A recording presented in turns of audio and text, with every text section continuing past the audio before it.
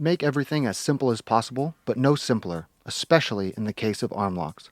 Friend of the channel and jiu-jitsu advocate, Albert Einstein. Generally, when we talk about arm locks, triangles, and kimuras, what comes to mind is some particular submission hold.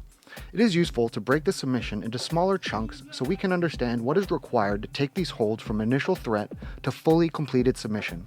For example, when studying the front triangle, we might describe a trap triangle where our partner's head and one arm are caught between our knees and locked ankles.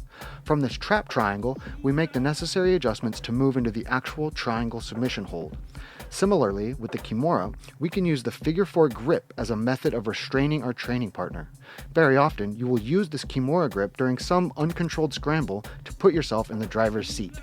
If you are able to then put your partner's hand behind their back, you can further develop the kimura grip into a powerful twisting joint lock. Just like the kimura and the triangle, we can study the arm lock by way of two broad functions. The first is the control, aka the cross pin or the jijigatami, and the second is the submission, a straight lever broken over a fulcrum. Going further, we can understand these two broad functions by subdividing them into 6 sequential stages. The first few stages are concerned with achieving, maintaining, and manipulating the cross pin, and the final stages involve applying the actual submission. In this lesson, I'll go over these 6 stages and some of the big cues and references I recommend you pay attention to. The first stage would be entry. This is when we fork towards the category of attacks called arm locks instead of other opportunities that might be available. When facing your partner, if their elbow is inside their shoulder, this is a good cue to start the arm lock. This means bringing their elbow towards and possibly across your 2 center lines. This applies from close guard, side control, mount, really any position when you are facing your partner. However, the opposite is true from the rear mount, as your entry and setup will involve taking their elbow away from the center line. The kimura grip serves this purpose very well, as it locks their elbow far from their center line and places your 2 hands on one side of their body.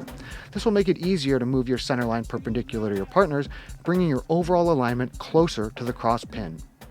The second stage of the arm lock is concerned with connection, specifically eliminating the slack between your hips and your partner's shoulder. If you are attacking from guard, ensure that the knee of your cross-face leg is at the same height as your partner's ear at minimum, and on the back of their head as a desirable maximum. From guard, one of the best partner checks is to have your partner stand up and away from you while you hold them with your legs, but not your upper body. If you are well connected to your partner, they will pick up your whole body, specifically your lower back, without their elbow being able to slip away. Be sure to think like a ballerina and point your toes to best pull your heel to your butt and create the optimal connection. The third stage of the arm lock we can refer to as orientation. If you study those with the best arm locks, one thing you'll notice is that they might start from guard position, attack the arm lock, roll underneath their partner or sweep their partner over, emerge on top while still attacking the arm lock, then re-establish the arm lock by climbing out of the pin and on top of their partner before finalizing the pin once and moving on to the later stages of the arm lock. Since the orientation between attacker and defender can change from top to bottom several times, understanding how to skillfully retain and improve your cross pin as the body orientation changes is one of the most important skills for developing expert arm locks.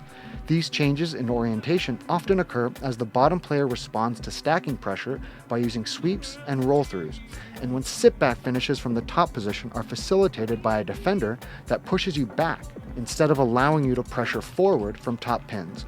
You can observe these changes in orientation, as well as stage 5 and 6, as the footage for this specific lesson.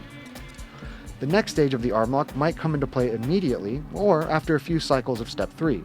You and your partner tumble through a few cycles of movement, eventually landing in the classic orientation of them on their back, you with one leg across their face and another across their torso. It's at this point that stage 4, configuration, specifically leg configuration, becomes important. There are numerous configurations that are tailored for certain scenarios you'll need to overcome. Some configurations are useful if you lose the cross-face leg and your partner is simultaneously performing a hitchhiker's or turnaway escape, for example, the shoulder triangle, while others amplify the effect of the arm lock and enable powerful triangle follow-ups, for example, the 3/4 configuration where you have 2 cross-face legs. It's in the final 2 stages that we actually resolve the submission. Stage 5 is separation, specifically grip separation.